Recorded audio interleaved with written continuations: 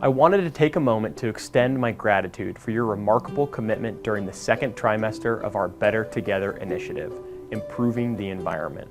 Your dedication has truly shined as we united to make a positive impact on our environment.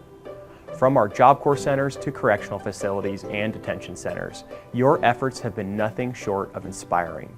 The environmentally conscious projects that you completed are making a real difference at our facilities and in our communities. In addition, our corporate staff championed environmental initiatives that exemplify our dedication to a better world. I am referring to our park cleanup, printing initiative, and migration to drought-resistant grass. The collective impact of your hard work showcases the incredible power of unity and purpose.